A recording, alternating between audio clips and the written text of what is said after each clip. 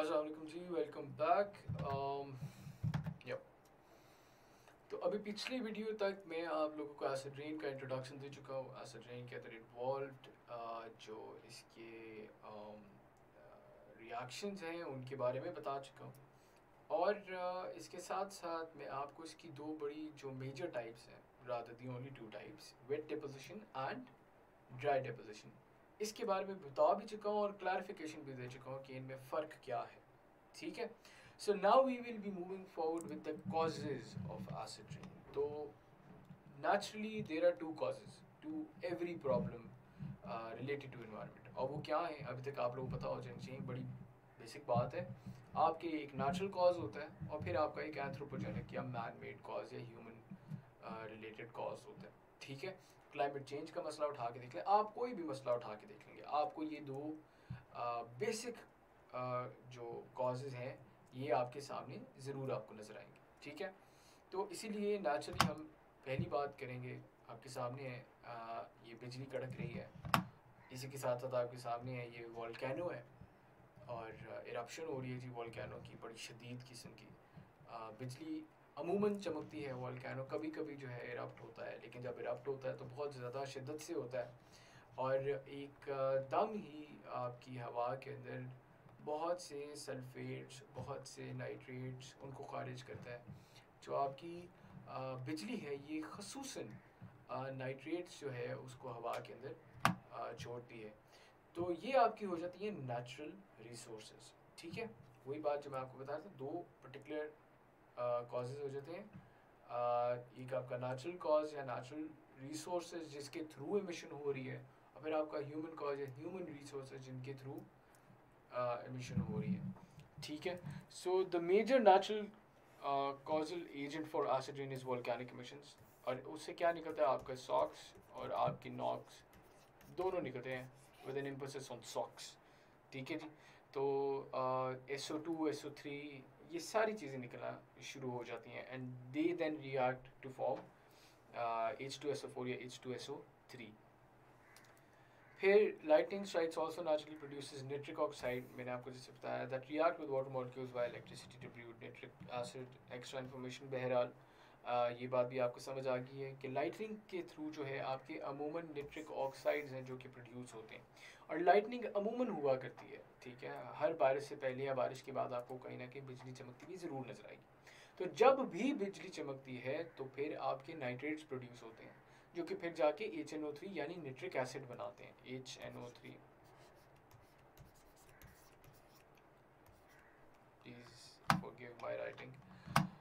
फिर आपके आ जाते हैं इसी के तसलसल में अगर हम बात करें तो आ जाते हैं आपके ह्यूमन कॉजेज़ या एंथ्रोपोजेनिक कॉजेज़, और उनके अंदर क्या आ जाते हैं, खसूसन वही बात जो कि आपके मसले सर फहरिस्त हैं और आपके फिंगर टिप्स पे होने चाहिए। वो क्या हैं, ऑयल प्रोडक्शन, फैक्ट्रीज़ के अंदर वेरियस प्रोसेसेस जिसके अंदर फ्यूल इस्तेमाल हो रहा है, जिसके अंदर हाइड्रोकार्बन बर्निंग हो रही है।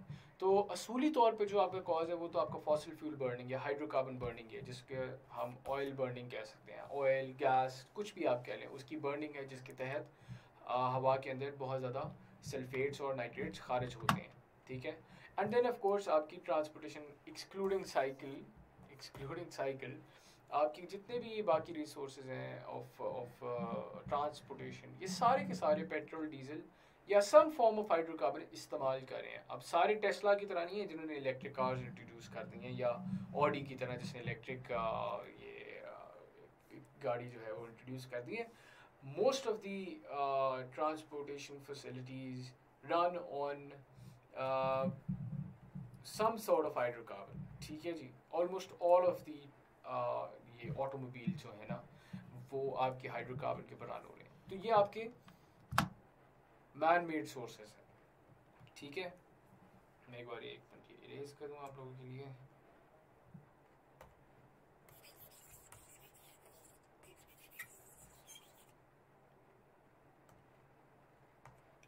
Yup. So man made sources activities क्या है, include air pollution sources emitting sulphur and nitrogen gases, factories, power generation facilities, automobiles. ठीक है। Automobiles and factories also release high scores of gases emissions. Gases कौन सी हैं, sulphur dioxide और NOx of lot of types, NO2 NO3 SOx आपकी SO2 SO3 ये सारे release कर रहे होते हैं। तो ये आपकी मैन मेड सोर्सेज हैं। मेरा ख्याल है ज़्यादा भीतर आपको पिक्चर से समझ आ गई होगी, ये पढ़ने की भी शायद आप लोगों को ज़रूरत नहीं है, लेकिन बहरहाल जो नोट डाउन करना चाहते हैं वो कर सकते हैं। इससे रिएक्शंस इन्वॉल्व, इनको एक बार हम फिर से स्टडी कर लेते हैं। आपके रिएक्शंस कौन से थे, आपकी ये दो मेजर रिएक्शंस है जो कि आपने याद रखने हैं। ये दो मेजर रिएक्शंस है, और पेपर में जब भी आपके पास एसिड का क्वेश्चन आता है तो उसके अंदर जब आप रिएक्शंस बता रहे होते हैं, so this is exactly, you just have to write it down like this, simple as that. आपको वो आयोनिक फॉर्म में लिखने की भी ऐसी ज़रूरत नहीं है। जिनको नहीं भी समझ आता वो उसकी तरफ बेशक ना जाए, वो अगर सिर्फ इसको भी फॉलो कर लेंगे और इसको लिख लेंगे ना, तो that will be more than enough. इससे ज़्यादा आपको कुछ करने की जरूरत नहीं है। So these are the two reactions. एक बार फिर मैं रीट्रेट कर दूं, सॉक्स जो है वो H2O के साथ रिएक्ट करती हैं in the presence of oxygen and it makes H2SO4. In the same manner, NOx जो है वो H2 के साथ रिएक्ट करती है in the presence of oxygen and it becomes HNO3। ठीक है, तो ये आपके इक्वेशन बनती, ज़रूरी नहीं ये बैलेंस्ड हो, बैलेंस आप खुद कर लीजिएगा। बहरहाल this will be enough for all of you, इससे ज़्यादा आपको लिखने की वैसे ज़रूरत नहीं होगी व्हेन इट कम्स टू आपकी ये जो इमिशंस हैं और रिएक्शंस हैं। अब ये जो अभी तक हम चीज़ें पढ़ चुके हैं इसको थोड़ा सा मैं आप लोगों के लिए समराइज करता हूँ और फिर हम इम्पैक्ट्स और सॉल्यूशंस की तरफ चलते हैं। ठीक है, तो थोड़ी सी ये शायद ब्लर हो जाए, बट हमें मेजर चीज़ों का पता होना चाहिए। सबसे पहली बात, आपकी एंथ्रोपोजेनिक सोर्सेज और आपकी नेचुरल सोर्सेज, हवा के अंदर पोल्यूटेंट्स कौन से, नॉक्स एंड सॉक्स, इनको खारिज करती हैं। ये क्या करती हैं, आपके पर्टिकुलेट मैटर गैसेस इनके साथ मिल मिला लेती हैं, पर्टिकुलर मैटर भी साथ साथ हो रहा है।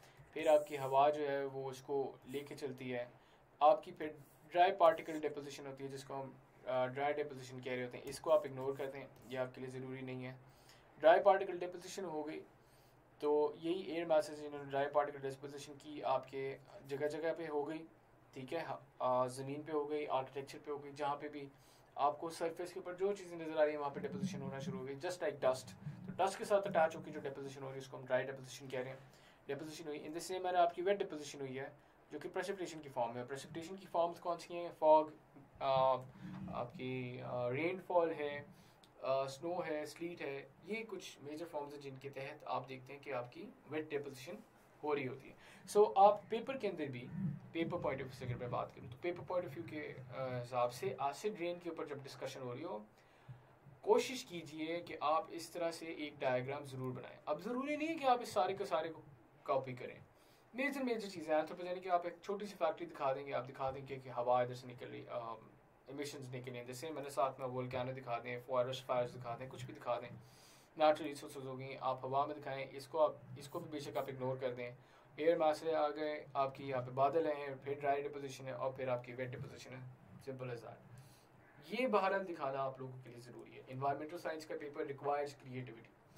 One of the very reasons जिसकी वजह से मैं कोशिश कर रहा हूँ कि हमारे जो लेक्चर्स हैं वो जितने ज़्यादा image oriented, pictures oriented, graphical data oriented हो सके वो हो, क्योंकि मैं चाहता हूँ कि आप इसको रिप्रोड्यूस भी इसी तरह से करें अपने पेपर के अंदर, which is going to ensure that you secure maximum numbers in your exam. So before I move on to effects of acid rain, मैं समझता हूँ कि इट इज़ इम्पॉर्टेंट कि आप लोग एक ब्रेक ले लें छोटी सी, और उसके बाद हम इफ़ेक्ट्स या इम्पैक्ट्स ऑफ एसिड रेन की तरफ आते हैं, एंड फिर हम इसको डिस्कस करते हैं। सो टेक अ ब्रेक और नेक्स्ट वीडियो के अंदर आपसे फिर मुलाकात होगी। बहुत शुक्रिया।